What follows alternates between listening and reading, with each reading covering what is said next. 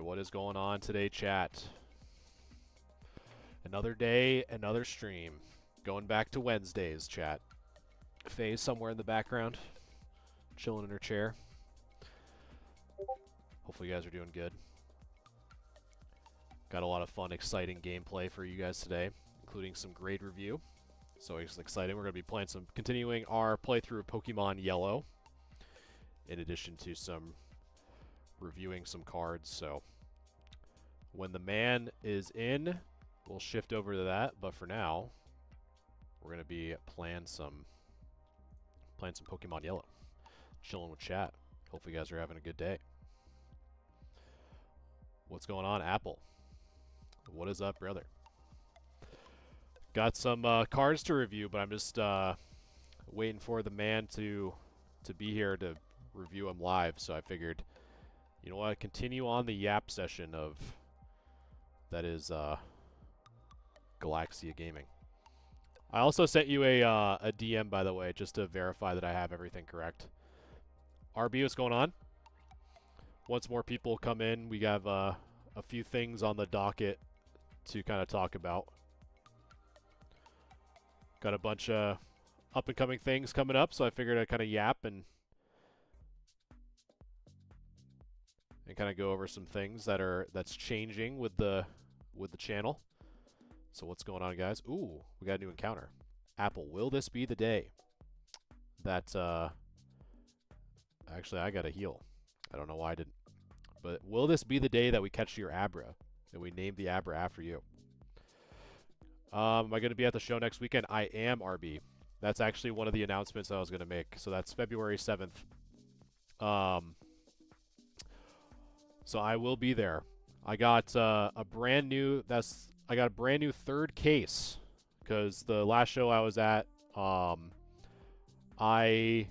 noticed rather quickly that I was unable to put a lot of singles out, which caused me not to have as many sales or potential sales. So, yes, Kahlua, what's going on, brother? But yes, I'll be there. Super excited. I'm also going to be having some promotions. So I'm going to be having some new promotions as a vendor that I have not seen a lot of other people do. So super excited to showcase that at this Plattsburgh show. I'm hoping that it goes well. So this is a new account and I'm a starter. All right. So yeah, hopefully you're going to be there. I don't know. I can't remember if you're a vendor or not, so forgive me. But I think I maybe saw your name on there. Oh, nice. Nice. Yeah, I'm really hoping that it goes well. Kahlua, thank you for the follow. Can you help me suggest videos that I can make? Well, I guess what's your niche? What's your lane, if you will? It just really depends on what type of content you're looking to make. But yeah, no, I'm super stoked. Super stoked to have a show, more shows up by us, because, you know, going to other shows in like the Albany area, or, you know, we don't have a lot near us. So often when I'm in the Albany area and tell people where I'm coming in from, they're very surprised that that I travel as much. And so it's nice to be able to just have it be in our backyard for once. I don't know if you feel the same way, RB, but I do. I like making edits. I'd say it's still pretty broad, to be honest. But yeah, definitely. I don't know, and you'll have to forgive me, RB. I genuinely don't know if I have met you or Palette. I mean, I know I've seen you guys like and view some of my videos in the past, but it would be nice to start making more connections with folks that are in the North Country area. So definitely pull through. I'll probably be solo that time around, but definitely stop by. Get to introduce and hang out, vibe out. So, but yeah, Kahlua, I would say try to be more niche. Like, try to find something that you do very well, that you're very passionate about, that is like unique. Because there's a lot of people, there's millions of other people that just do edits. You know what I mean? So if you're a clip farmer or whatever, it really just depends on what your niche really is. But yeah, I'm super stoked. I have one of the things that I'm gonna actually be picked up the Plasmazard and the Shiny Mewtwo at the last one. Oh, gotcha. Yeah, it'll be cool. I'm super stoked. I hope it goes well, to be honest. I really hope that the show goes well. Again, I really think that we need more options, especially for us. Because the last time, I don't know, have you been to the one in Vermont, RB? Because I know that was floating around for a little bit, and the one time I went, it really wasn't too popular, but it also was during a time where Pokemon wasn't like popping off as hard either. So maybe that show has grown. I don't know, but that'd probably be another one to consider. But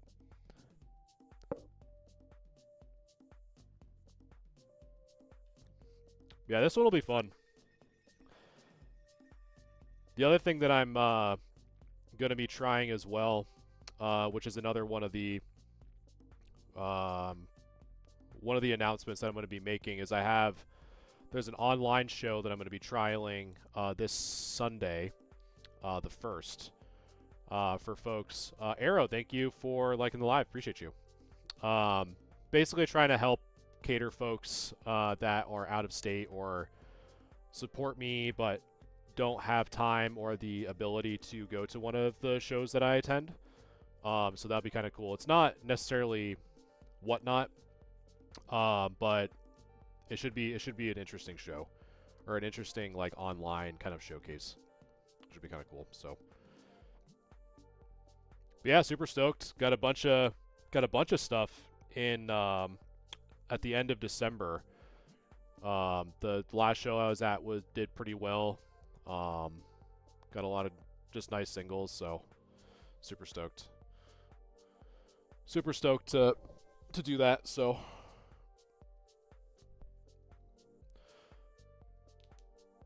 But if you guys are new here, what's going on? My name's Galaxy Gaming, and I am a Pokemon vendor on the side. And I just figured I'd be playing some Pokemon Yellow Nuzlocke and yapping with you guys. There's a lot going on in the world of Pokemon. Well, I got a bunch, man. I got a bunch of anything. I got a bunch of vintage and mid-era recently within the last like 2 months. So one of the new things that I got, it actually finally just got back graded, if I can find it, which was a pretty nice come up, was this Rayquaza VMAX. It's a PSA 10. That just came back last week from grading, so that was pretty cool. And then I don't know if you saw this. I have to update these, so don't hold my feet to the fire, but this one's a pretty nice pickup. But yeah, I definitely got a lot of different stuff, I feel like.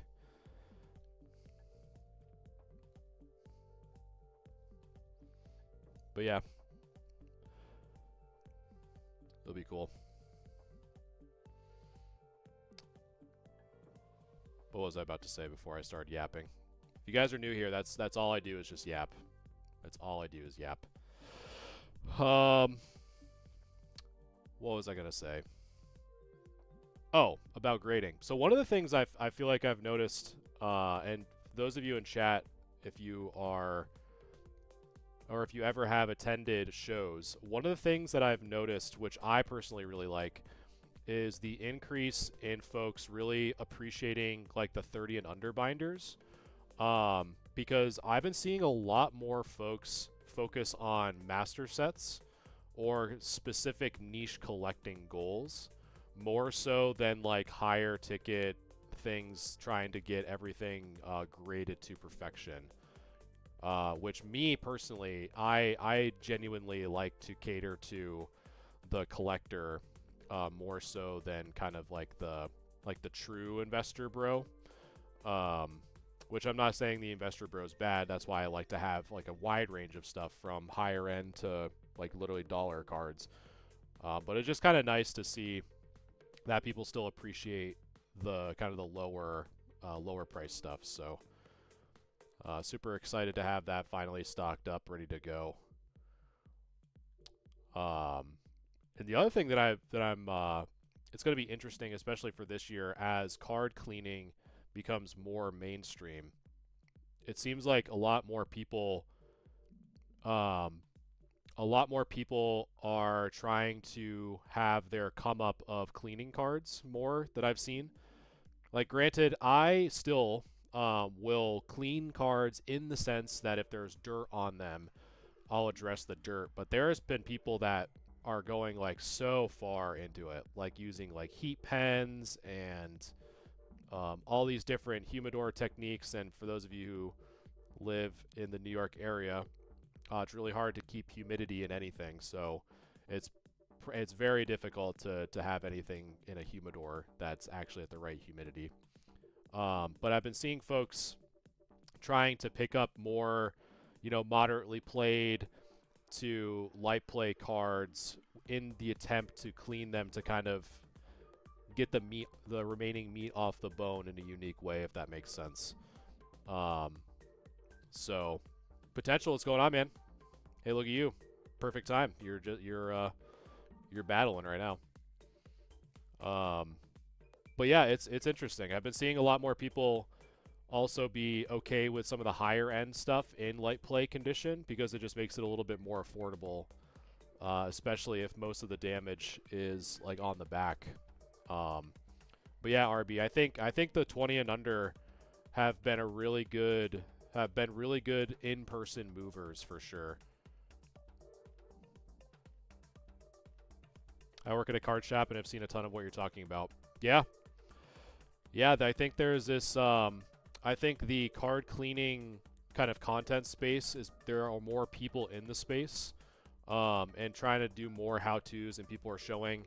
I kind of think it's odd personally, the amount of people that are kind of shilling out their own products, which most of it is just kind of like a combination of distilled water, isopropyl alcohol, and or some like grime detergent, like chemicals and Windex.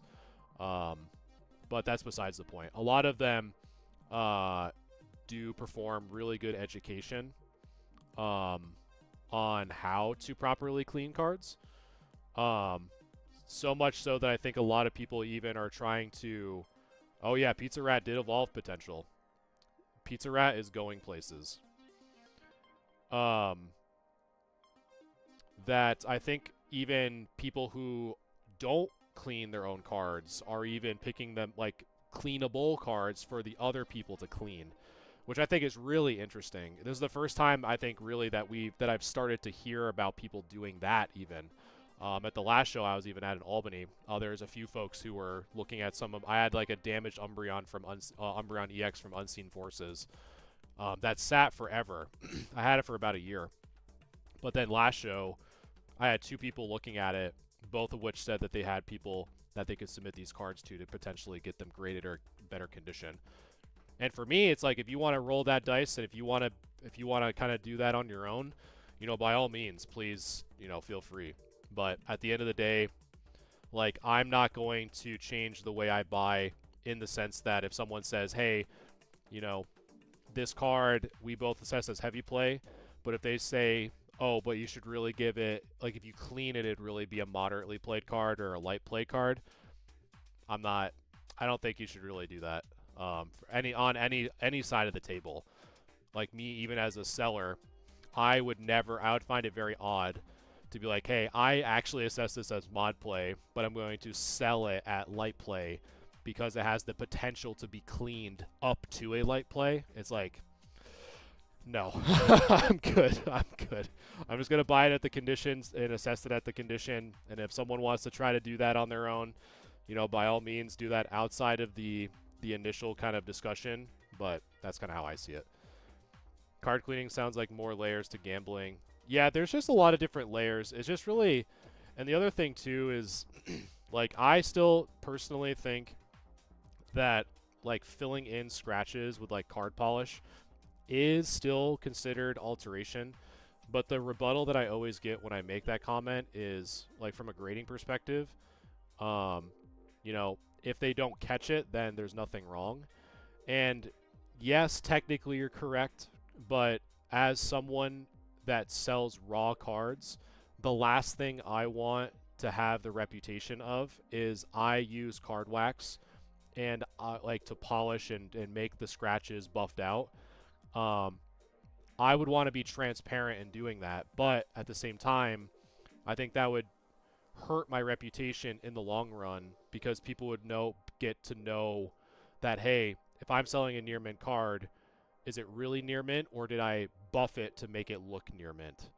And that's just something from a risk perspective. It just doesn't make sense to me from a risk taking perspective to jeopardize my business when I say, hey, when I think a card is near mint or light play or moderately play, like I'm making that assumption without any other external factors impacting or things being added to a card. And it's just something I just don't do. Yeah, potential. People do it. And it's becoming more and more popular. And that's the other thing. For those of you in RB, I don't know if you're still here, but I also recommend this when you're helping your buddy for Palatown Collectibles, is invest in a UV light. There's been a lot of folks. There's this continuation of with the card cleaning. There's a lot. Probably the number one comment that I always see on videos that people do card cleaning is how to address whitening. It's like the number one thing that people ask those who do card cleaning content, and the true answer, and the answer that legitimate people will say, is that you cannot fix whitening because that blue layer is removed from the card. So since there is that high demand, comes even higher chances of people trying to take it upon themselves to alter the card in a way that you use like blue marker or blue paint or blue whatever to fill in the white specks, which you're basically altering or retouching the card to remove the white speck by using that. Where when you use a UV light to track that, you can see instances where that card has been retouched. No, I was actually waiting for you, Bard. So, food for thought. So if you guys are looking at higher value singles, I always, a rule of thumb for me is if it's around like 50 or above, I typically hit it with a UV light just in case, especially now. No, you're good, Bard. You're good, dude. I just been yapping as always. But do you think it's difficult to hit a PSA 1? I would say it's difficult in the sense that I think you can probably make it to a point where it becomes ungradable, or you didn't do too much damage to it. Now, I'm probably the worst person, I'll admit right now. I'm the worst person to ask how to make a card, you know, as a PSA 1. I'm sure there's people that, you know, we're just talking about all the content creators now that do more and more card cleaning service. I'm sure there's more content creators that will even teach you kind of the ins and outs, quote unquote, of getting a PSA 1 contender. But for me, personally, I get the funny allure of a PSA 1, but like, for example, in December, I was at the Collector Mega Show in Syracuse, and someone came towards the end of the show, came up to my table offering me a Latias Gold Star PSA 1 for $1,800. Now, for me as a vendor, right, the main thing that I have to think about is liquidity. And so I prefer to do interactions in person because I just genuinely get more enjoyment out of face-to-face interaction versus selling online. So a PSA 1 by itself is a very niche collecting goal and only has offers to a lot of niche collectors. And so when I go to my shows locally, there's not a lot of people willing to spend like 1,800 credits towards a Latias Gold Star PSA 1. right? So for me, it wouldn't make sense to buy it at kind of like a premium because I know in person it would just sit there and I would have to rely on selling it online to try to sell it eventually. Um, Whereas obviously PSA 10s are just more liquid in general, or even 9s depending on if it's vintage. Like I'll have, like that's like in this row with like a lot of my slabs. Like for example, this Blastoise EX. I have this as a PSA 9 because vintage or mid-era.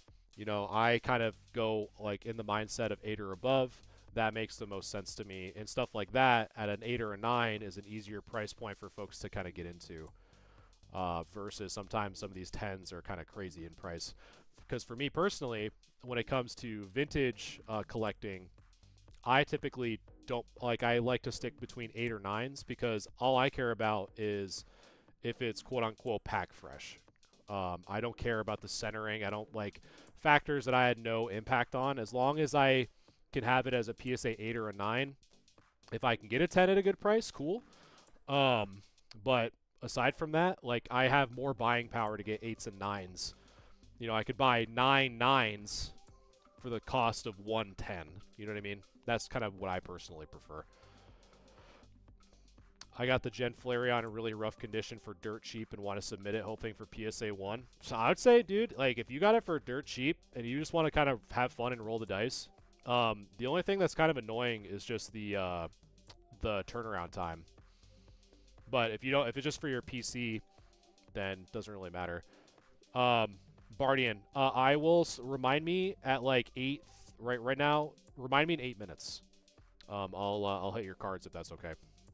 Because right now, it's really weird. So I stream on Streamlabs, and so one of the really goofy things is I have to have a balance of gameplay and non video gameplay.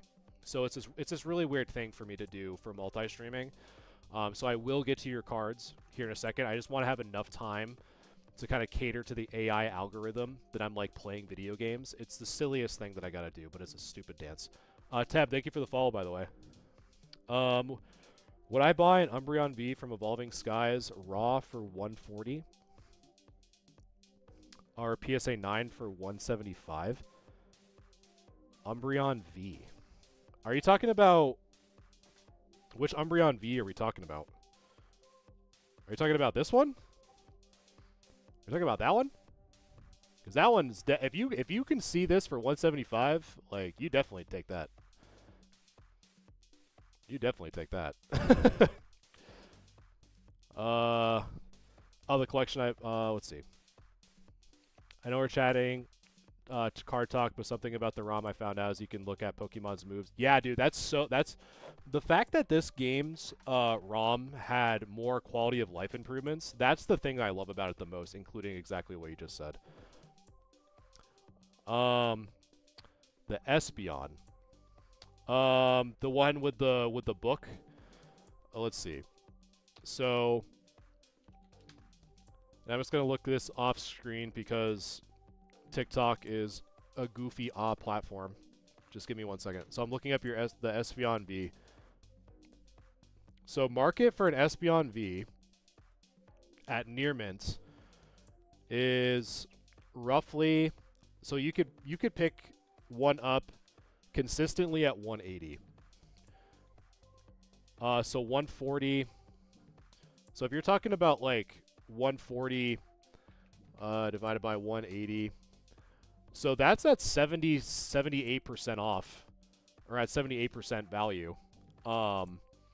Which I'd say if you are, if it's in person, I would say I would probably take it. Like if I would kind of speak solely from the perspective of a vendor, it really wouldn't be that bad because evolutions are pretty liquid. I think the Vs for the evolutions in Evolving Skies are very good artwork, and I always love to have at least one in my personal inventory. I would say additionally, a PSA 9 typically runs the same value as a raw for modern. So I would say if you have a clean option for a Espeon V at 140, I'd probably take that over the PSA 9 variant, as long as you think that the ungraded one would get a PSA 8 or a PSA 9. Because if it's too damaged, like if you're thinking PSA 7 or 6, then maybe not. Or if it's like wicked off center. But that'd be my kind of opinion. Bardian, the collection I bought came in. The cards I sent was a few of them, like 40% of the lot. Oh, nice. That's sick. Yeah, stuck between submitting to repair or PSA 1. Yeah, I mean, I'd say just for funsies, dude. Like, there was one card. This is kind of like the meme for a while, is this bad boy. Like, I've regraded this a few times to, like, figure out why it keeps getting a 3. Like, I know now because it has, like, there's, like, a surface issue, but I just, you know, when you have, like, meme cards like that, just send them in. Who cares? Yeah, anytime, Kyle. And that goes for anyone. If anyone has any questions about pretty much anything Pokemon related, I do vend on the side. I do content creation for Pokemon. One of the videos, and it was actually really interesting. I don't know if anyone has seen the last video that I made, where, for context, a customer came back. It was a show back in October. The customer came back and said, "Hey, this card I bought from you back in May, I got it graded and it came back as a 10." And he brought the card to the show and was kind of expressing his excitement to me. And genuinely, I was excited on behalf of him because, A, there's not a lot of us in the space that get to nerd out outside of shows. So it's kind of a nice, cool outlet to be able to do that for him. Second, the nice thing about that is that it shows that I have good quality items that go out in the display case, so it kind of earns my reputation for him to come back in the long term. But there are so many people that were so like that's disrespectful on his part, saying that he was like rubbing it in my face and like all this, and I was like when you see comments like that, that is a really good indicator that someone really doesn't have a good understanding on, like, kind of community interaction, people just showing genuine, like, excitement in a hobby and want to share that excitement with someone else, and more importantly, the just overall best business practice. And it was just really crazy to see how many people were basically saying like that guy was in the wrong. And I was like, man, that is an atrocious take. Have I ever tried out the Pokemon Tower Defense? I have not. Is it a ROM, Teb? Oh, I know, potential. I always, I don't know if you guys have ever seen I Think You Should Leave. I think I quote that so many times.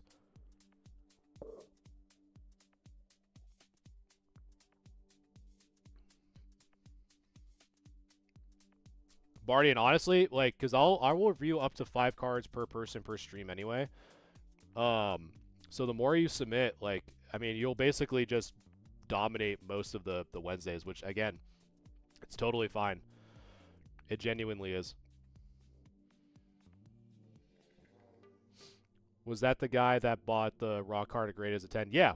It was so weird, dude. People were so mean. People were so mean, and people... It's just crazy to me how short-sighted folks are, or just how powerful envy or jealousy is. Because, like, I was genuinely happy for a customer to come to my table and get a card that, you know, like, when I, like, often I say for context, like, if I think a card is a gambler's 10, like, maybe there's, like, one white speck that may or may not kind of get a 10, or it might get a 9 or whatever. I just won't grade them. Instead, I'll just put them in the case for someone else to kind of roll the dice on. And that was one that someone rolled the dice, and they got a good payday. They got a good PSA 10 off that card that I assessed as a gambler's 10, and it paid off. Like, that's a really good outcome for both sides. Like, but so many people are so jealous, and it was like, people were saying that he was, like, rubbing it in my face and, like, how rude of him. Is like, you guys are so, like, it's so surface level. It's such a surface level way of thinking. And from a business perspective, like, I'd rather have the long-term trust and loyalty from any customer and have a space where people are genuinely excited to share their collecting goals with me, versus thinking about only the money and then not have people share their really good experiences with me. I just think it's so shallow thinking. But even if you're into it for the money, doesn't mean you have to make all the money. Kyle, you could not have said it any better, brother.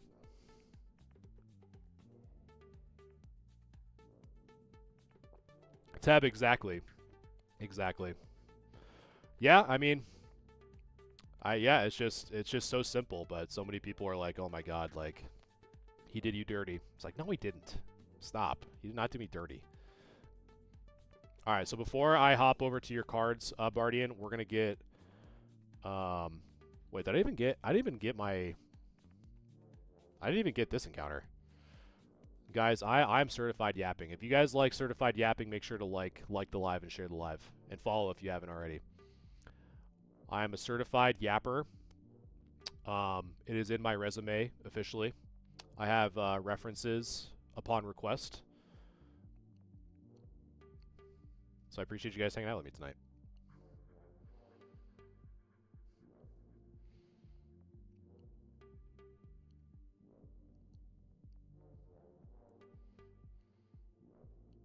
Such a shame, Bardian. We already have the pizza rat. We can only have one pizza rat. Ooh. Now that is a good pull, chat. That is a good pull. Do I know any good shows in Michigan? I do not. However, Kyle, a really good resource. Let me see if I can find it.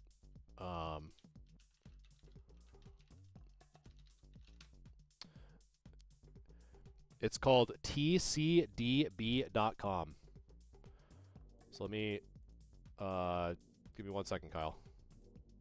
Kyle, hold. It's tcdb.com. So I just posted it in chat. So that one is a really good, that's a really good website to narrow down in your area card shows that have been recognized by this database. Now granted, not all shows will be in there, but a good majority of them will be, and you can kind of define it within your state and within your area. So that's a good way of doing it. I'm based out of New York, Bardian. Yeah, it's a really good resource. Okay, so I need to make sure that I don't choke, because this is actually going to be a pretty difficult catch, I feel like.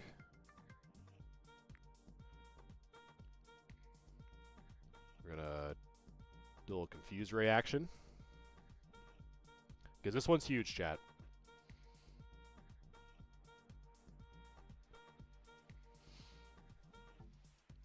Oh, dude, yeah. Definitely covered, Bardian. But luckily it was really, like, light snow, so it really wasn't, like, too crazy. So it really wasn't that bad at the end of the day. There was a lot of it, but it was just very light, very fluffy.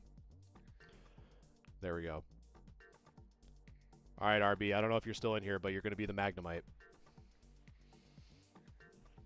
Congratulations, you are now officially in the Nuzlocke run.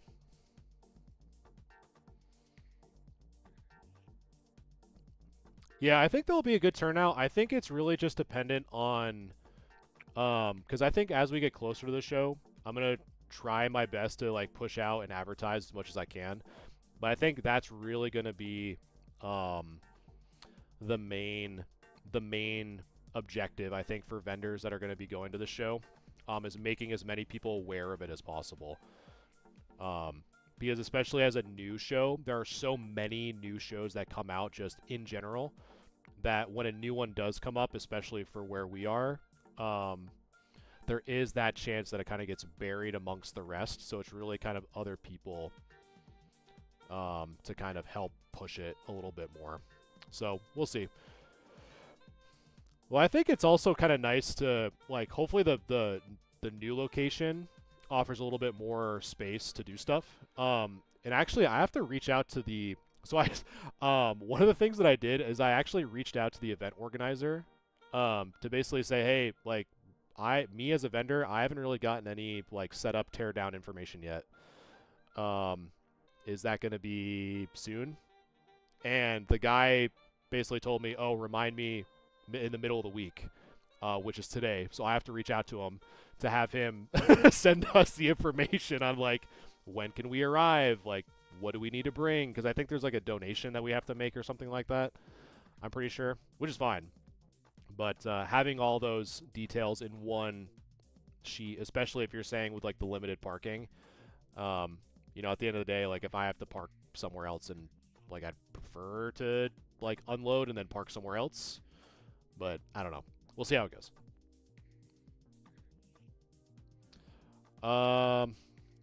Okay, Bardian.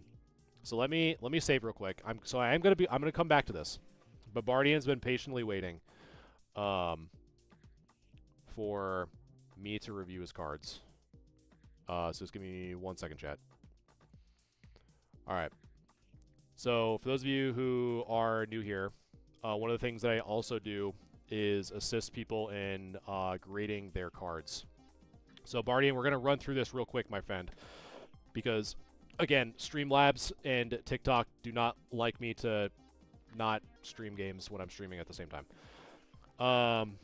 So let me look at this Pikachu and Zekrom. Centering on this bad boy is actually pretty good.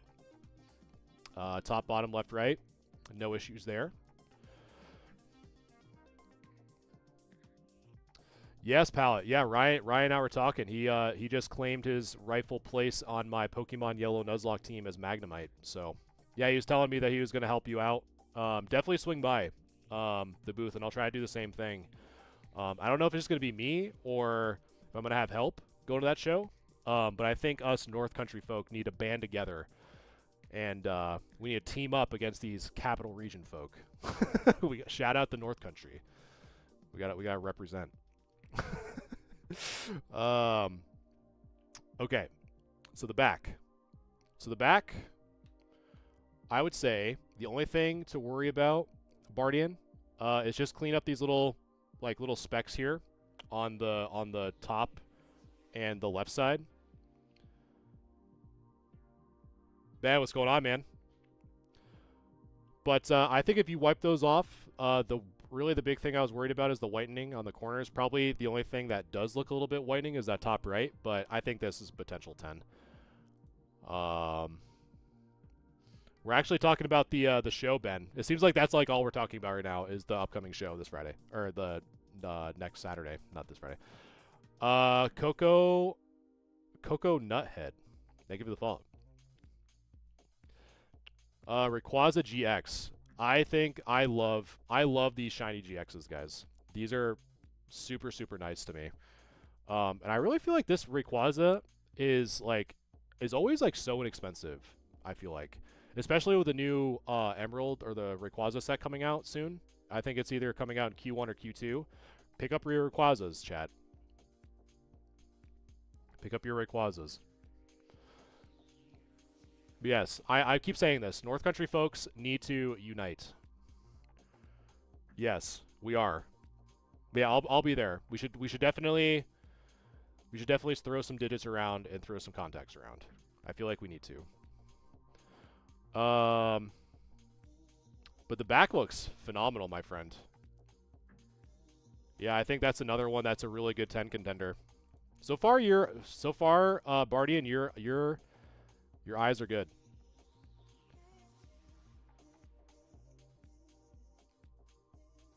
Saying the quiet part out loud. Screw it. We got to unite.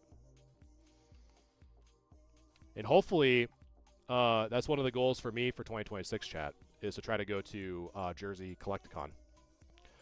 Holy wasteland. A wild wasteland appears. What's up? We're actually just, actually probably should shift over. See, chat, we're playing games. We're about to pick this back up again. Not sure if you saw my message about the Gengar coming up. Yes, I think I did. Pallet Town, there you go. That's how we start, baby. The follow. There you go. Kyle's just using me for the grading eye. Well, now I get to teach Kyle. Ready, Kyle? Listen up. Attention, Kyle. Here's how you don't need Ryan anymore. I'm gonna teach you how you can cut him off. Centering on this is good. Corners are good. Edges are good. Corners on this bad boy are good too, man. Now the Gengar, Mimikyu. So I think this one we were talking about off-centering on that front side. We went last year and it was nuts. Texted Ryan about it, but he ignored me. Ryan, you gotta focus up, brother. Yeah, what did I do? So I did like a trial, like a dry run, to see what form or what info you really need to sign up for Collecticon. I was able to get into the list for Houston. Just to, like, I'm not going there, but I think it's worth knowing what to expect. And it seemed like it was pretty straightforward. So we'll see. We'll see if I can get in. Yeah, I feel you. Yeah, it's definitely jam-packed, and it's like, I don't know. I think it'll just be cool just to say that I did it and like inform my own kind of opinion on it. Because there's just a lot of stuff that like doesn't do so hot like locally that I think would do better. But at the same time, it's like I could just sell on eBay, but I don't want to. You know what I mean? But it is what it is. So the Gengar off-center that you're talking about. So this one on the left side, I can definitely tell like it's very thin. The silver, excuse me, the silver is very thin on this left side when compared to the right. So I would say that for example, the back I think is really good. But the front, I think the big kicker is going to be the eye appeal on this left side. I think technically centering-wise, you should be there, but I would imagine almost like when you see certain cards at an angle, like the, not necessarily it's a centering issue, but like an angle of the cut. I think this one would probably impact you in that way for it being so thin on the left side technically. So this one probably wouldn't get a 10 in my opinion, but I've never seen a card like kind of quote-unquote miscut like this one before. So this one would kind of be like an iffy, like if it were me, I would submit it just to get better at assessing something like this. So I'd probably get a 9. But I think your centering tool that you showed on the other one technically is correct because it's measuring the true border. But I think the kind of the fifth hidden grading criteria that people don't really talk about, I think kind of trips up a lot of folks, is that degree of eye appeal where I can physically see that there's a border issue on this left side. Technically it's centered, but I imagine that you're going to kind of cut into that, kind of go into that PSA 9 or it not being a 10 contender. But if it were me, I would submit it just to learn from it, if that makes sense. But all right, I go back to games chat. I've been too not gaming anymore. I don't need Streamlabs to scream at me, and I'm gonna catch up with chat. Let's see. You want to go to Vend? I hear tables sell fast, but because it's so big, yes, I definitely would. Pallet Town. You know what? Screw it. We need folks to unite. Why not? Why not? Something like that. I definitely need help to Vend. Oh yeah, for sure. Even now, especially with all like the talk of people, like you guys have probably heard about the issue that happened in New York City at PokeCourt. A lot of that's becoming more mainstream, like the fact that collectibles have such a high price tag, and so security is, and like power in numbers is becoming so much more important now more than ever. So especially going to a Collecticon, you really need people just to kind of watch your back.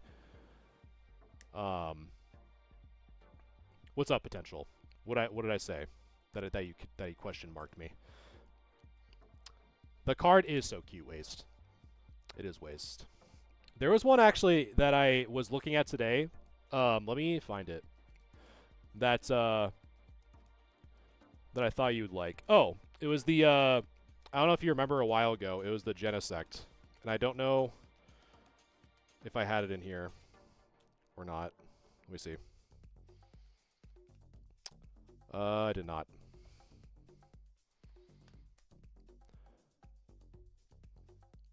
Stop, I'm doing my first show in a few weeks. I'm doing a solo. Like, Bar, I think you'll be fine.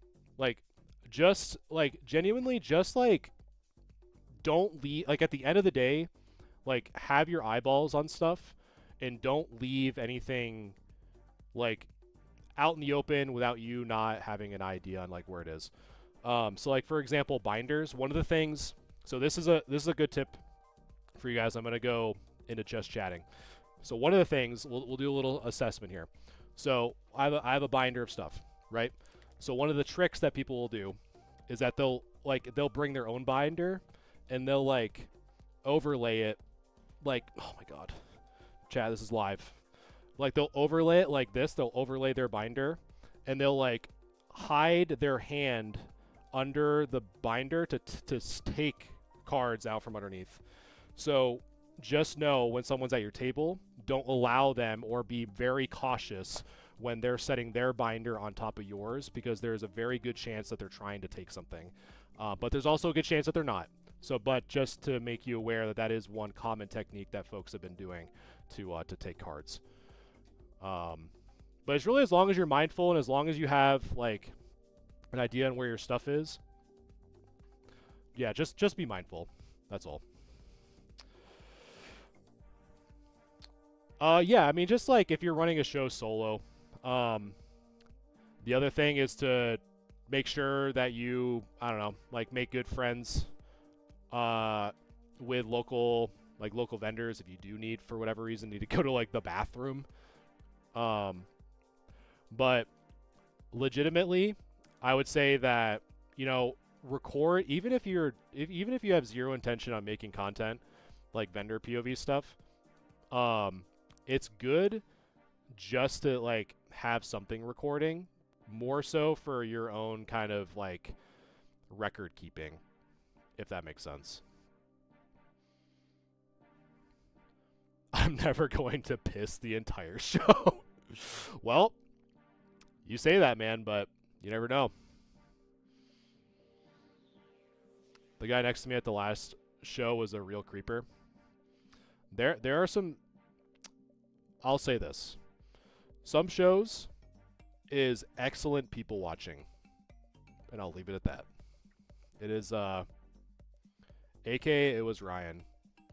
I believe that. Do not even get me started on people who sell... AK, you better... Brother, you better not be selling these. I'm gonna have a stern talk with you if you're selling these. I give these away. Don't tell me you're selling these for $5 a piece for a 50-cent Gengar. Don't even tell me, Kyle.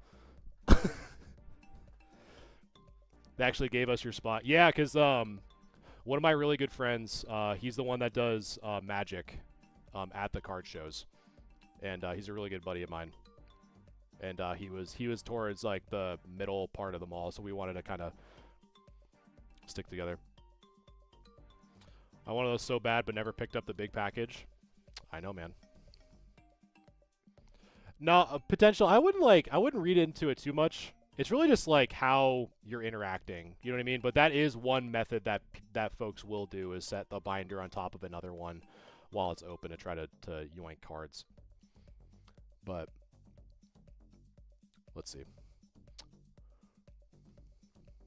What other cool stuff, Waste, do we have? Let's see. Ooh, Waste, I don't think you've ever seen this one. Look at this, ready? Look at this bad boy. The Thug, the Umbreon V Thug. Just straight. I gotta take it out of the sleeve. Look at it. It's a PSA 5 now because I took it out of the sleeve. Look at that, just straight thuggin'. In the alley, orchestrating a riot. I love this Umbreon. Or, you guys like the live if you are certified yappers. This is a certified yapper only stream. That's all I know how to do. Or this one, look it. I've been trying Waste. I've been trying to find Riftbound. This is Waste after stream. Just going down, eating dinner, and just passing out. The Tyranitar. Let's see. What's another one? Ooh. Waste, you're gonna... Look at this one. You cannot tell me that this one isn't the... This one's probably, out of the evolutions for the Vs from Evolving Skies, this one's probably my favorite. Look at Sylveon V in a pastry shop. Look at that, chat. Wow, Zers. So what's the big card you'll have at the show? Well, if you're talking about, let's see, if you're talking about graded, would probably be, and again, these are all, if prices are crazy, I haven't updated these since like 2 shows ago, like 2 weekends ago. Probably the craziest card is probably this one. That's probably my craziest one. Is the Charizard Gold Star PSA 7.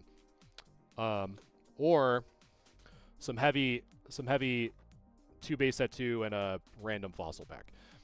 But then for raw, it's kind of all over the place. I have like a who am I even going against?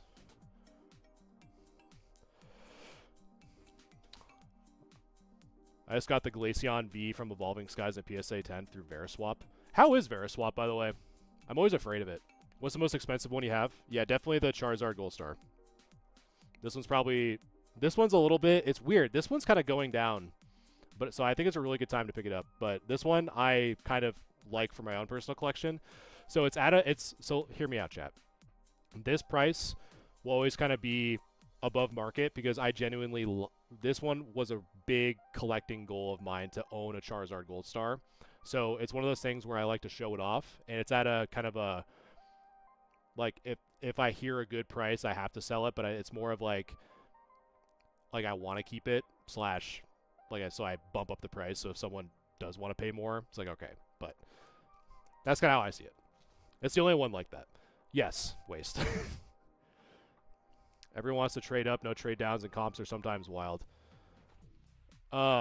Yeah, I would say one of the things that I've noticed from last show is a lot of people are carrying a lot of the trade percentage and trade power and buying power from last quarter into 2026. And that's really not the case anymore. Especially with like a lot of modern, one of the big things that I've been kind of straying away from, I was kind of doing this already towards the end of the quarter, or like probably more in like September, was straying away from PSA 10 modern cards, like from Sword and Shield and Scarlet and Violet. Because to me, them being so high in population never made sense to me with the price point. Like a good example is Pikachu with Gray Felt Hat. Like that has so many PSA 10 copies, but it was such a high price point. It like the supply, there's so much supply, but the demand seemed like artificial.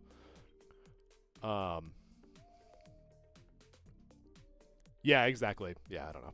But that I would say the Charizard Gold Star, genuinely, that's the only one that I have a crazy high price on because I just genuinely like the card. And it's like kind of a hybrid where it's like half of me wants it for my PC, but half of it's like if someone offered me a kind of a too good to pass up deal that's within reason, I would sell it. So that's the only one that's in there. That's why I asked about the Espeon. Gotcha.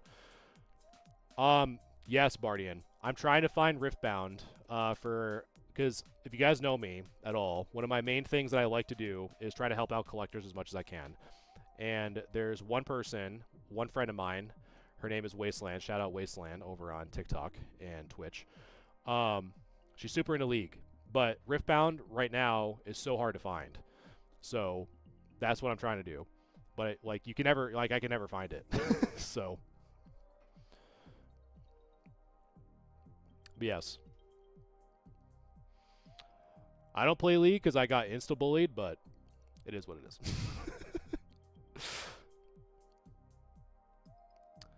Got any PSA 8 Southern Islands? I need some for me.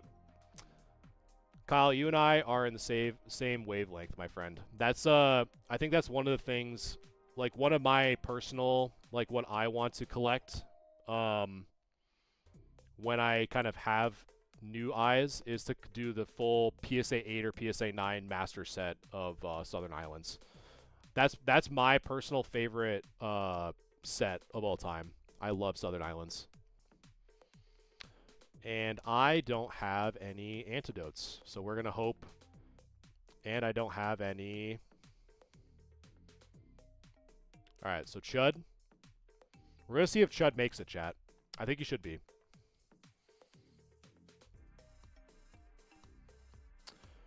I have no idea what they changed Razor Wind to. I think it's just, I forgot what they did. I think they just made it into like a one move, like, or I don't know what they did, to be honest.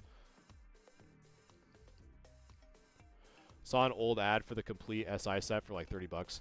I know, there's, oh man, there was one convention last year, and I a part of me kind of regrets it, but a part of me also kind of doesn't.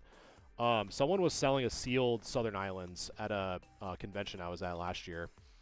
And it was definitely overpriced, but looking at trying to get like sealed stuff, like a sealed, genuine sealed English Southern Island binder, it's just super hard to get. Super hard. But no, nothing graded for Southern Islands.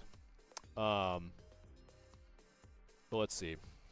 I'd say the only like crazy thing, like price-wise, for ungraded would probably be like the Giratina is up there. One thing that I picked up that was actually really sick were pretty big reverse holo from Legendary Collection. Both the Snorlax and the Dark Dragonite were pretty sick. You often don't see those, which I thought was pretty dope. So we had the reverse holo Snorlax, and then the reverse holo Dark Dragonite. So those are pretty dope. Chud, you almost passed away because you got poisoned by an Ekans. I almost didn't make it.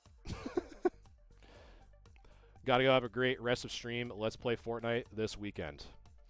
I'm down. At least I should be. I don't know what state I'm gonna be in because we're having a Friendsmas, like a super late Friendsmas this weekend. So I might be in degen mode, but I'm definitely down to be carried by straight diamond players. A sealed Southern Island sounds too mythical to be real. I know, dude. They're out there though. The Executor last week at a shop. Oh, that's sick, dude. That's so sick. But yeah, I mean, I just have like a bunch of just like random stuff. Genuinely, I just have like random stuff from vintage, mid-era, and modern. Which I'm a big have one of everything kind of vendor. So let's see. Yeah, I would absolutely love a sealed because I have one opened, like my own from when I was a kid. But that's about it. Yeah, I'm super stoked. I'm super stoked for Saturday. I just really hope. And Kyle, I don't know if you're still here when I was bringing it up with Ryan before, but I think the biggest thing that we need to do is advertise the event in our area, because one of the things I was kind of mentioning was, especially for new shows, they kind of get buried because there's so many that pop up all over the place that so many of them just kind of get lost in the feed. And it's kind of up to us to really try to help promote and not expect the promoter to kind of do all the work, especially for a brand new show. But I gotta text him. I'm actually gonna do that right now. I'm gonna text him before I forget. We're doing it live chat. We're helping out local vendors. Reminder about show info. Thank you. There we go. It's sent. Yeah, and it's kind of like in a weird spot where I had to actually like look up the address to like know. I didn't even know that place existed until until the show said that they relocated. So, I don't know. It'll be interesting. It'll be interesting for sure.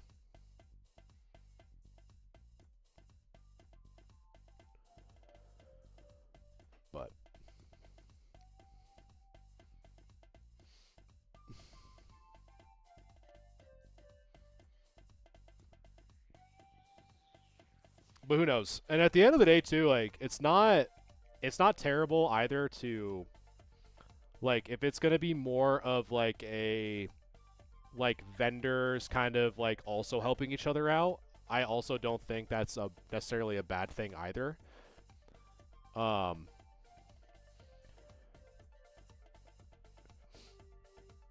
Yeah, I know there are posters around, but yeah, that's what I heard, that they had to change the space kind of like last minute. But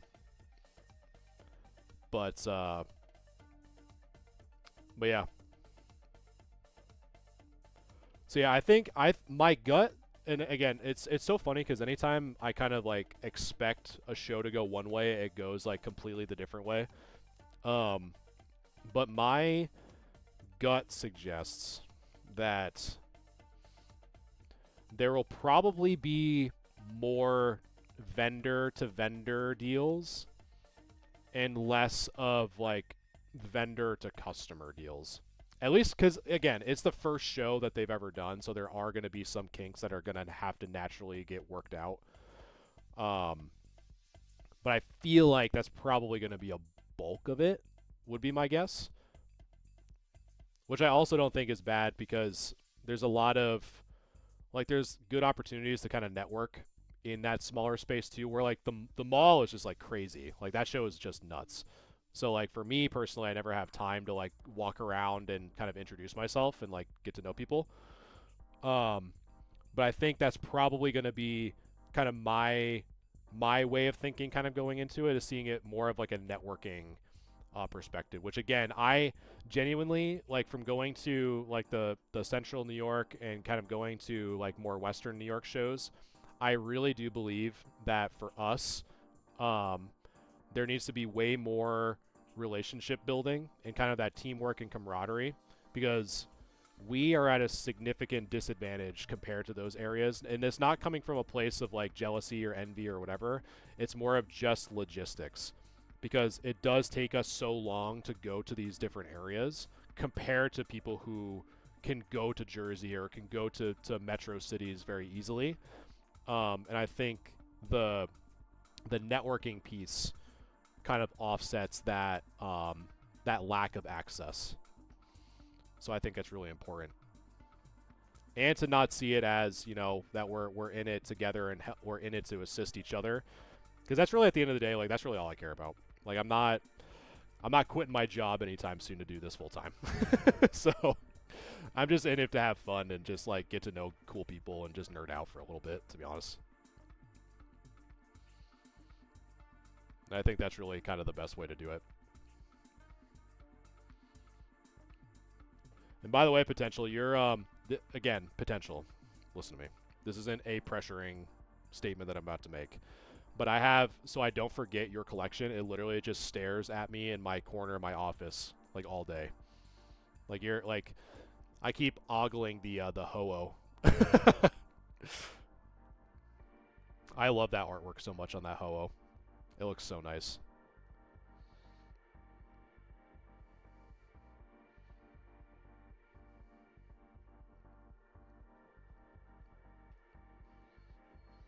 Yeah, and I think it's all just about like good collaboration and kind of helping each other out.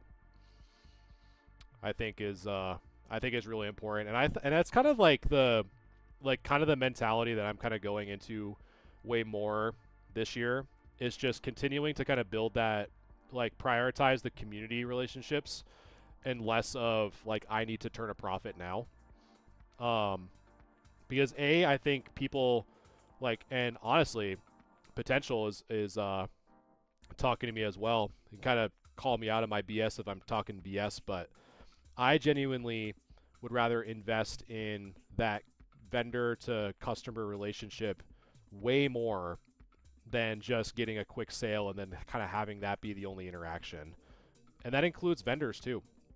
Or like anyone that works with me. Like I want to be able to, you know, have a positive first impression and a positive experience that's consistent every time. That I think speaks more on a business's character than just in it to just make profit. Because I think if you just look at the profit and nothing else, I think that's kind of short-sighted because you don't see the kind of intangible benefits of building those really good customer and vendor and like other people in your space relationships. Like establishing those gives you way more inherent or intangible benefits than just simply the tangible benefit of just cash in hand. There's way more like opportunity costs, like better trades, better connections, people saying, hey, I had a really good interaction with this vendor. Like, you know, if a friend says, hey, like, who should I sell this stuff to? Or, hey, like, you know, who's willing to take this stuff, you know? So, like, maybe you know, like, maybe I don't take cards of, like, a certain price point or a certain era or something, but I know that, you know, someone else, like Palatown Collectibles does, you know, and refer them to there and then kind of vice versa. Or, like, me, like, one thing, and this goes for the both of you, one of the things that I'm actively looking for, because when I do have slabs, I like to have them, like, I want to collect / sell the slabs. I think it'd be really cool. So I have the Espeon EX as a PSA 10, but I want the Umbreon 1 to go with it. So if you ever see one as a PSA 10, I want it. So that's a thing, right? Like, kind of helping each other out and, like, helping, like, achieve those goals and helping each other out. You know what I mean? All I do is custom relationships now, especially in my line of work. Yeah, exactly. Hey, RB. You know what? I'd probably take an 8, to be honest. I'd probably take an 8. I just want to see them together because I just think it's cool. Because I love that. I've had that card for forever. Yeah, man. I think there's like a, I think the people who kind of hit that way of thinking, like just profits only, I think ultimately it's going to catch up because that's why you see so many, that's when you see so many people in like comments or just the vibe of like just calling everyone a scalper. Because I think it's less of people not really understanding like what the true definition of a scalper is, but I think it's more of customer fatigue, of like seeing kind of the BS that certain people are spitting, to be like, okay, this guy's just in it for money, and it's like really easy to just call a vendor a scalper because it's just like you can tell that like the BS mask that they're wearing to get like a deal out of you is like really easy to spot. And so I think that's where that kind of comes from. Is it worth a gold star? Yeah, it's just straight trade. Don't quote me on that. That's not a legally binding statement. Nice try, brother. Way off my shoulders. Yeah, man. And that's honestly the reason why I like to just kind of have this whole like trust through transparency model and keeping things consistent, because at the end of the day, some of these shows, like, you have to pay. And so it's like a lot of shows that I've been to, there was one show that I went to, I'm not going to kind of disclose the name because I don't want to, I'm not trying to talk ill of it, but there are just certain shows and certain places that you go to where you almost have to go into it, like into a show, as though you're trying to buy a new car. And it's like you have to do so much research ahead of time. You have to know what your stuff is worth. You have to know if the dealership or the vendor you're going to is trustworthy or not, if their prices are accurate, if their conditions are accurate, and if they're giving you fair percentages and fair comps and being transparent totally above board. And doing that for every single, like a show that has like, let's say even 50 vendors, if you have to do that and be on 50 different times, that's exhausting. And it takes so much time. Like if I pay 20 bucks and I have to do this song and dance for like even 30 minutes per table, you're wasting so much time just making sure that you're not getting scammed, versus when you establish through, like when you find a vendor that you jive with and you find is trustworthy and and their prices are fair and it's consistently like that, then you know, okay, I don't have to do all that work. Like it's like it's like a checkpoint. It's a safe haven. It's a home away from home where, like, you know, you can just look and just know that the prices are going to be good and just know that the offers are going to be fair. Because it's just like, it's just nice to be able to be like, put your guard down. But then you go somewhere else and you got to like, like they said that this was near mint and there's a big ding in it. And it's, or like a big dent or crease that they didn't like tell me about. And, you know, yeah, shame on me for not looking. But, you know, now I'm never going to go back to you because you hid that from me. Kind of thing. And I've had that happen at the show that I'm talking about, where it's like, man, you just sold me these 3 cards that, like, one of them, like I said at the gate, like, if they're not marked, is it safe to assume that they're near mint? They're like, oh yeah, yeah. Half of them were at least light play at best, mod play at worst. It was just like, ugh. Verbal is binding, yeah. All these witnesses now.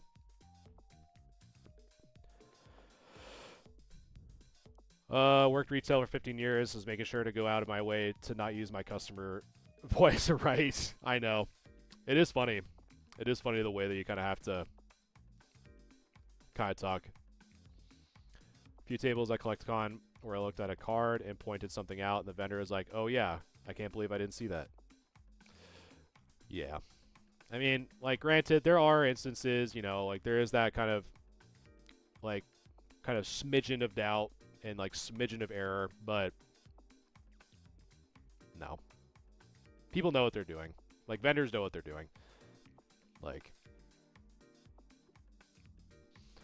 but it's just so easy. It's just so easy to just be transparent. it's like, it's so easy. Yeah, it's like, oh, sorry I missed that. It's like, brother, there's literally like a Tony Hawk half pipe running down the middle of the card. You're saying that you missed it? Like, oh my god. But then that's like going back to my original point that I started making in stream. Some people will be like, oh, that you can clean that. You can flatten that out with a humidor and clamps. It's like, then you do it. Like, I'm not going to do it. You flatten it out. I know. And then, and especially at shows, man, like, especially at shows and especially with social media, like, the moment one person has a bad experience with you at a show, that news will spread like wildfire.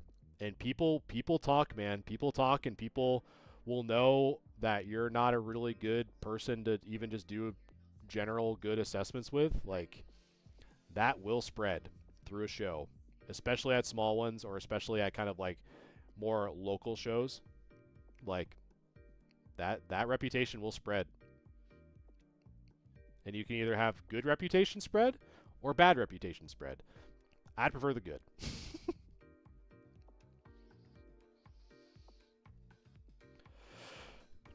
Yeah, exactly. Once you see the once you get to say welcome back, you know you're, and it's like not soon, like soon after, you know you're doing a pretty good job when you keep seeing the same person come back 2, 3, 4 times. That's a really good sign.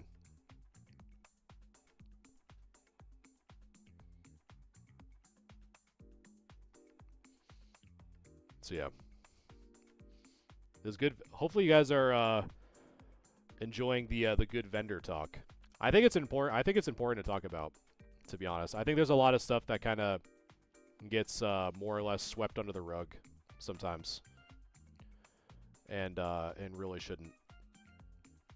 But I think people are starting to kind of get more like starting to get tired of kind of that kind of like misleading information. Gotta go to bed. All right, Potential. Thank you for hanging out, brother. Thank you as always. Oh yeah, dude. It's funny. Like I actively remember like I actively have people that I remember the cards that they're looking for versus versus their name. It's like, oh, you're looking for a Lileep, or oh, you're looking for a Quagsire. Like, I remember what people are looking for more than anything.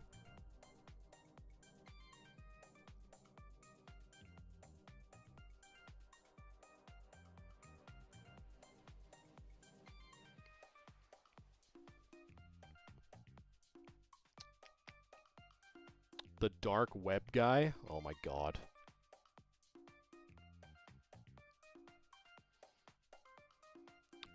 Talking about dark web. I really hope it was someone that was just talking about the dark web and trying to make you like, or make it sound cool. It's like, I'm so cool. I have Tor.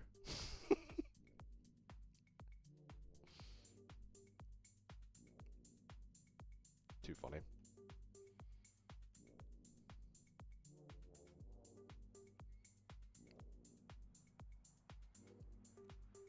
But yeah, hopefully good things come on that that Saturday. Ooh, I don't think I didn't get an encounter here yet. I almost missed my encounter.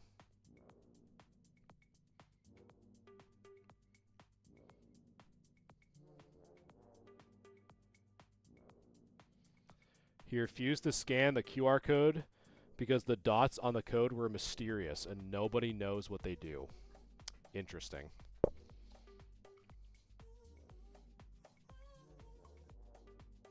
It's like, yeah, I'm not scanning that. You're gonna take my soul. It's like a Black Mirror episode. We're gonna take your soul away for scanning our QR code.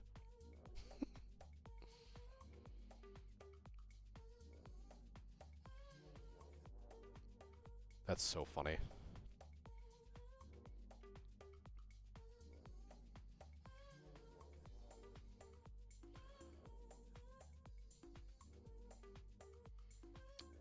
Alright, Drowsy. Alright, new Pokemon. We know what that means.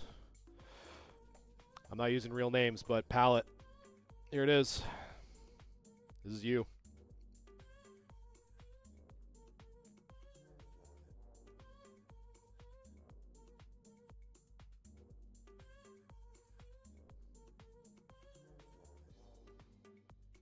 Boom.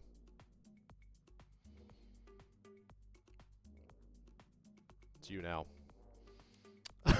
Yes, the one that eats dreams. I mean, maybe that's what the QR code's for. The QR code is actually to like hypnotize, and then he just goes over and gobbles the dreams after scanning the QR code.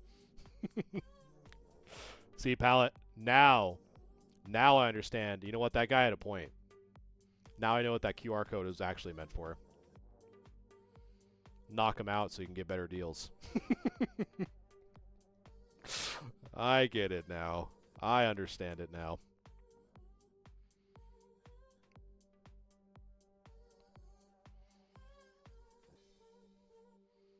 Let's see how Pikachu's doing.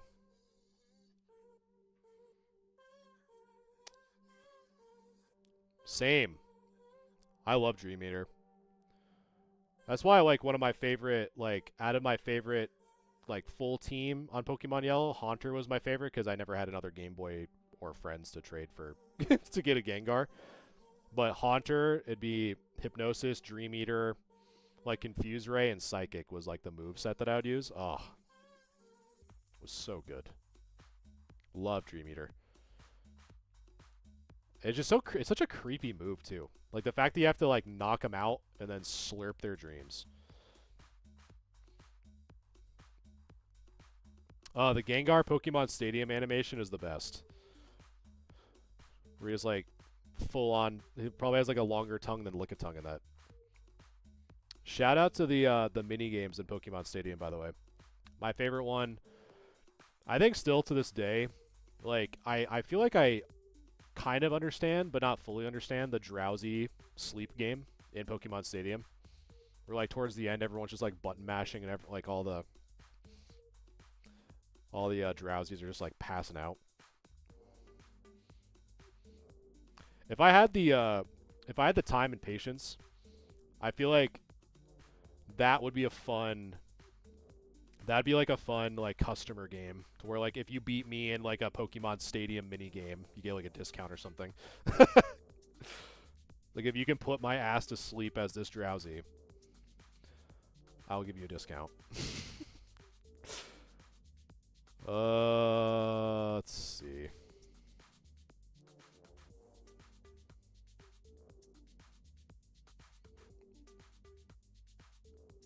Oh, easy work.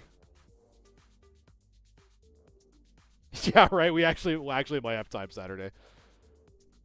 We actually might.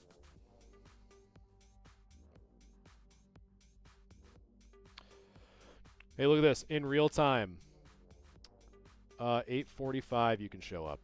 Do you think that's enough time? What do we think, fellow vendors? The show starts at show starts at 10. Yeah, right.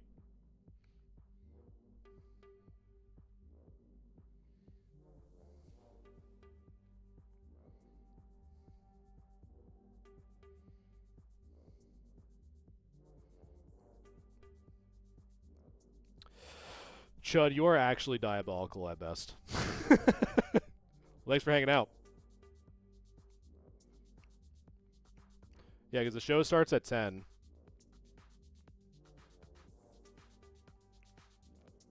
Show starts at 10, 8:45. I feel like that's not a lot of time for like everyone to go in at the same time. I don't know. For me, it takes like an hour and a half.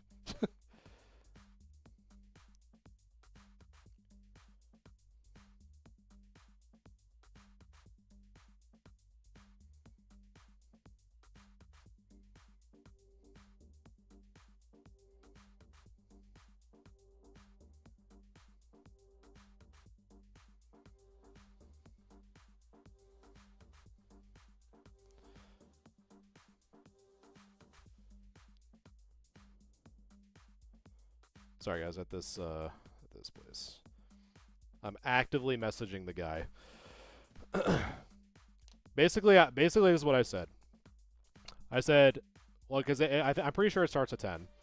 I said for me, typically it takes about 90 minutes, parking and access dependent. Not sure what the loading and unloading situation is like at this place, because I genuinely didn't even know this place existed until the show was over there. So like I probably still gonna be there earlier because I'll probably just like say, hey, I'm here for the show and just like try to sneak in earlier. But I just don't know what the parking's like. Because if the parking is really as like tight as I'm hearing it to be, I just don't know how like easy it's gonna be to have a bunch of people going in and out and try to set up at the same time. Yeah, just have a like if you guys remember that one old video where the metal band played at a Denny's, maybe if it's like, I'm not saying it's gonna be bad. I want to go into this with as good of an open mind as I possibly can. But it'd be funny to have like our own card show at a Dunkin' Donuts, like the metal show was at a Denny's.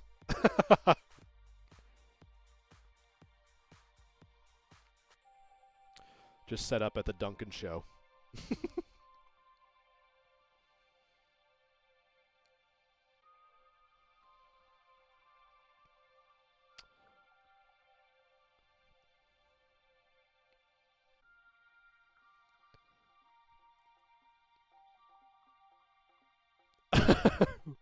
What's up, Duncan?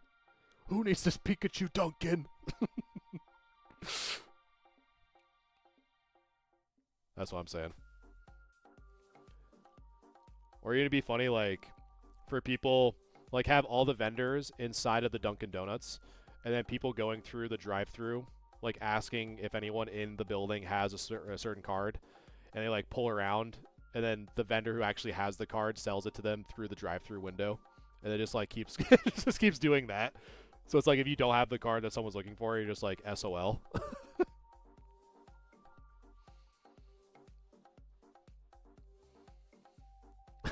Just, and then everyone's just like wearing like Dunkin' Donuts gear.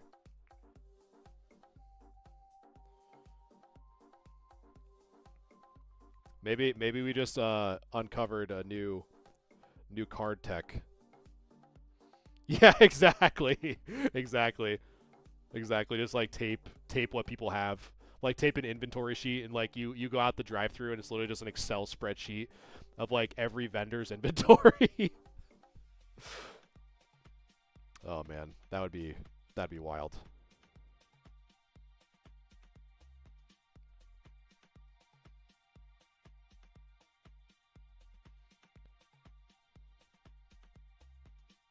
Exactly.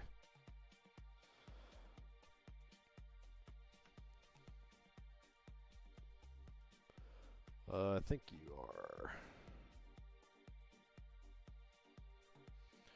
Alright, let's see.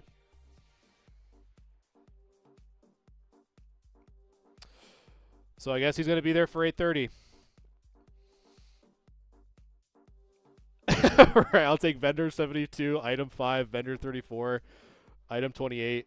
Yeah, then someone asks you like if you want a small, medium, or large. If you want it graded or ungraded, and then what condition would you like? 55 Pikas, 55 Zards, 100 Muse, 75 Rhydons. Just say it's the trade-up challenge. I think you should leave. I love that show so much. It's a great one. Go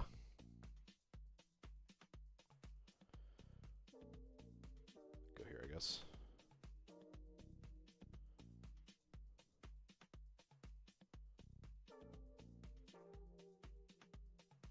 Easy. Yeah, pay at the first window. So guys, I think we're already creating a brand new vending experience. The drive-through.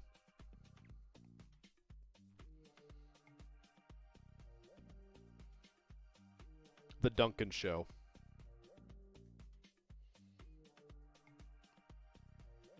I think it'd work. And like instead of swiping your card, you just like trade your cards as payment. But then someone has to be almost like those people who stand out in line like in like well, no, there are people that are like that. Chick-fil-A's or In-N-Outs that like take your order outside before you go in. They handle all the trade to get you the credit before you pull up to the drive-thru.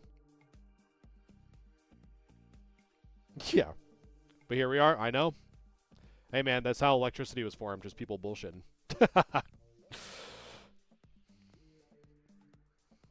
I know. It's that's crazy to me that that GameStop got the boot, to be honest. They didn't sell enough power packs. But the other one I think is still active, right? I haven't been in a GameStop in literally forever, so I genuinely don't know.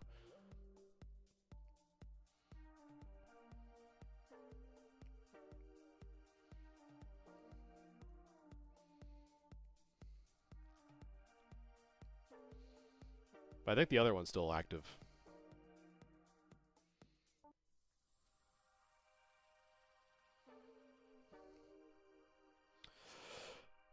The other one, it was not a vibe. Were they just like annoyed that they were doing it or something? Were they annoyed that they were helping you?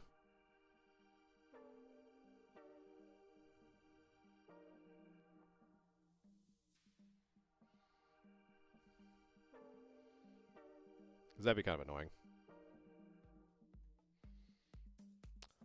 A Lickitung for a Dugtrio. Nah. Sure. Only got 20. I have to do my job. Oh, man. I think that's a good save point. Alright. Wrapping it up, chat. I got some stuff to plan on, but yeah, it was a good stream. It's good good talking with some folks who are getting ready for the show next Saturday. I guess as some highlights, I have a first online show this Sunday, February 1st, for those who are out of New York or just want to look at some online inventory. That's all set up, ready to go. So super excited for that first one. Then the show February 7th. What else? I got some deals going on through merch that's going to be presented at the Plattsburgh show on February 7th, and I'm super excited to make that official announcement there. We're going to trial that, so it's kind of nice that it's going to be a smaller show to see how it works. But super stoked for that. Yeah, got a bunch of stuff ready for that. So more to come there. So for those of you who are new here, thank you for hanging out with me. Thanks for the shares, follows, likes, all that fun stuff over on TikTok and YouTube. I was also over on YouTube as well. If you want to check me out, I stream on both. But with that, guys, I appreciate you guys hanging out. Pallet, RB, Potential, Waste, everyone else that was chatting. Appreciate you guys hanging out with me. It's always nice to yap for an hour and a half. I'm probably going to drink a seltzer and not talk because my throat is cooked. So thank you guys for hanging out. As always,